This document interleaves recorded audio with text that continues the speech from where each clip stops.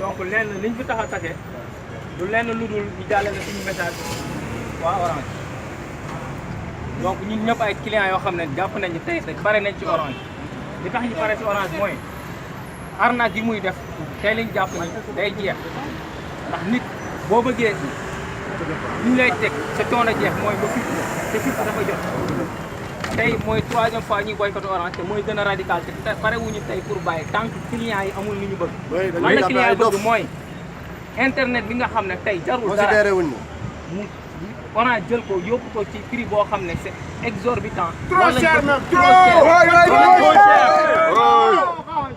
trop. loolu internet bi la sa forfait nga activé ko Orange ne la 24 heures soo ko utilisé wul ma jëlaat ko.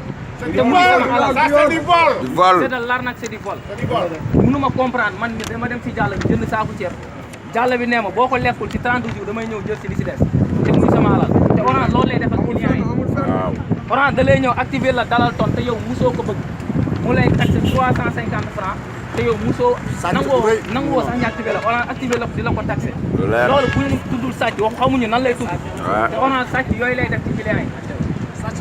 mënuñu comprendre Orange Money nga def say dépôt wala retrait ñu ñëw am ñoo xam ne dañuy am benn système d'arnaque ñu sàcc sa xaalis nga dem ci Orange ne la mënuma ci dara ça veut dire que moom moo fay à sa sécurité.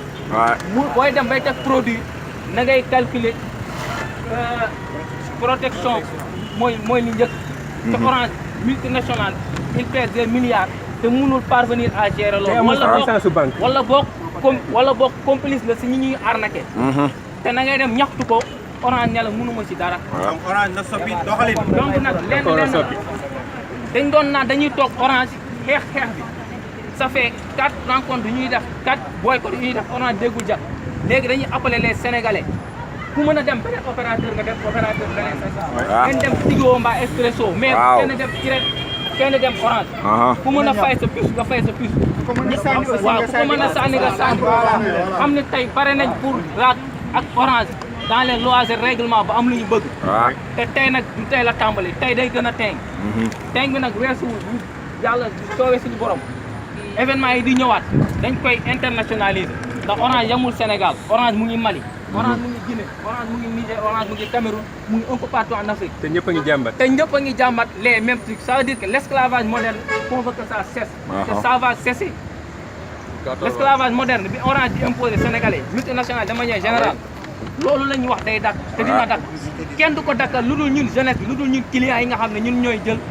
seeni service di ko utiliser voilà loolu lañ bëggoon mu jàll dina jàll te ñuy ñaan sénégalais yi xeex nit da koy xeexal boppam bu kenn xaar si nguur intérêt la ci gis moo tax di si wax yenn médias yi seen intérêt lañ ci gis moo tax du ñu relayer information bi tey médias yi ñoo si waroon njëkk te tey daanaka gisuñu kenn à part médias international yi waa RFI waa TVSN ñooñu noonu nga fiy gis te média national bi lañ ñoo fi waroon jiitu mais malheureusement gisuñu leen te loolu gàcce la si ñoom ndax seen i mbokk la ñuy noot seen i mbokk la ñuy faagaagal ñoom ñuy sont complice ci loolu ndax lan xaalis bi on a di leen impose di leen jox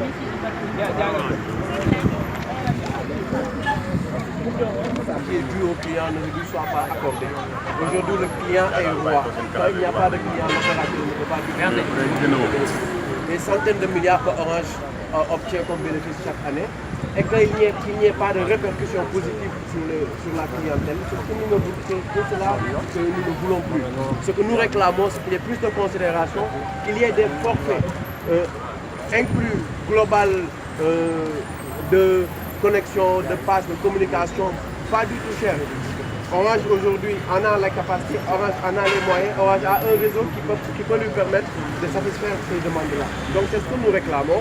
Aujourd'hui, c'est une journée de boycott de tous les services de Orange, boycott de la connexion, boycott des appels, boycott des SMS, émission, réception. Nous avons dit qu'aujourd'hui nous ne ferons rien de tout cela. Pour que Orange sente qu'il y a une masse critique de Sénégalais qui est prête aujourd'hui à ce que les choses changent. Les choses changent totalement. Les choses vont bouger, nous sommes prêts à faire bouger les vies. Ce n'est que le commencement, le combat va continuer. Je voudrais juste ajouter quelque chose. C'est-à-dire qu'actuellement, on est dans un contexte où les entreprises sont en train de développer quelque chose, c'est-à-dire la responsabilité sociétale des entreprises. Tu fais des bénéfices dans un pays, tu dois te sentir concerné par le bien-être des populations. Les étudiants ont besoin, par exemple, du réseau d'Orange pour pouvoir se connecter, mener leurs recherches. Il y a pas mal de jeunes qui sont en train de travailler en étant des community managers et des choses de ce genre. Mais tout cela, donc, c'est des choses qui se passent avec ils le faisaient avec le réseau d'Orange. Mais actuellement, ils ont donc fait des offres qui ne correspondent pas donc aux revenus des populations. Par exemple, si le forfait des 3 jours qu'ils avaient, donc, qui a suscité cette révolution, ce forfait est inadéquat donc, à la capacité financière des populations. Imaginez un étudiant qui a par exemple 36 000 francs de bourse. Comment est-ce qu'il peut chaque 3 jours débourser 1 000 francs pour la connexion? C'est inadmissible, c'est pour n'avoir rien après. Donc il faut qu'il change de comportement. Donc, même si on va donc utiliser les autres concurrents d'Orange pour réussir notre boycott. Donc on invite juste tout le monde à se joindre à nous